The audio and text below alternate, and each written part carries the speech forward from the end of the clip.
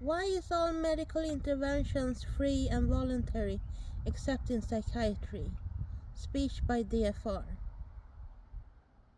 A rather disturbing reality of forced psychiatry is the medical and judicial double standard, where in all other fields of medicine, consent is required. We force people who haven't committed a crime to psychiatric medications, including the dreaded antipsychotics, with the courts and the law. This is against the human right that everyone be treated the same before the law. People with disabilities and mental health problems or perceived as such are not treated the same as others. Let us examine this double standard. Why is that forced psychiatry is allowed, but not other types of forced medical care? Think just for a while how weird and odd that is. Let's ponder over how odd that is. Cancer treatment is voluntary despite the fact it can harm you and you run the risk of dying. Smoking can cause cancer and respiratory illnesses.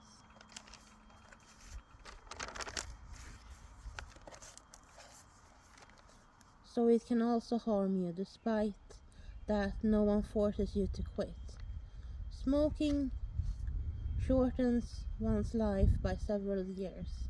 Obesity and being overweight can cause in the long run many health problems and diseases and shortens life by several years. Yet no one forces people to lose weight. No one puts a partial ban or limit on fast food and ultra-processed food. The argument from the opposing side goes with the sanity argument, that mentally ill people are insane and not sane, and in those other cases the people are sane and therefore their care is voluntary. But why bring up the harm aspect of the involuntary psychiatric treatment laws?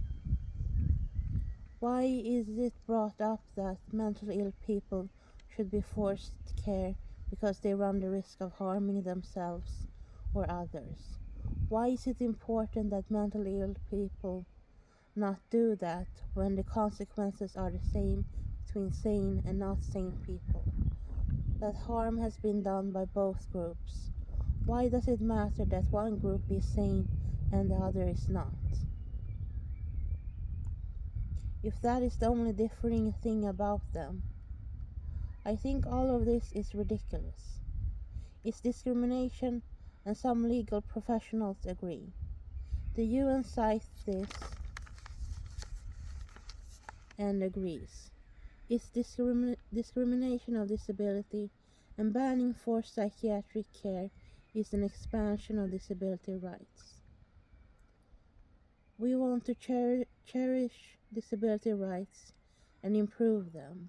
This will help the lives and flourishing of disabled people. Don't you feel sorry for them? Isn't it in your heart to help them? We at DFR want to help them. Imagine the pain they go through, being disabled even, and being forcibly put on antipsychotics, which has been said by the UN that it may constitute torture. It is torture. Let us come together and put an end to this practice.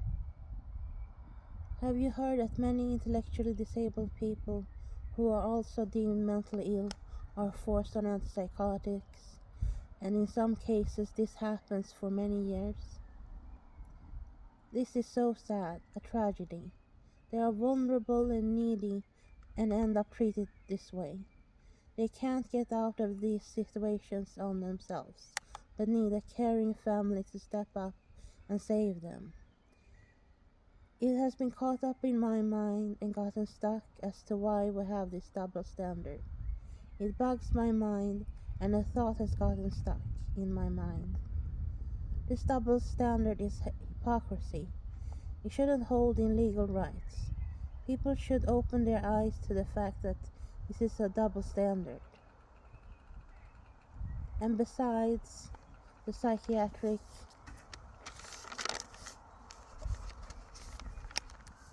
profession's nonchalance and hostility to ending forced treatment?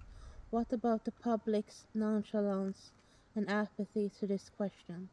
Why are they ignorant about this issue and for forced psychiatric treatment?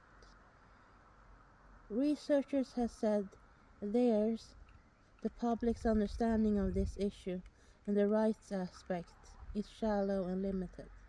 The people who have a real understanding of this issue are the people who have gone through forced psychiatric treatment and some select researchers.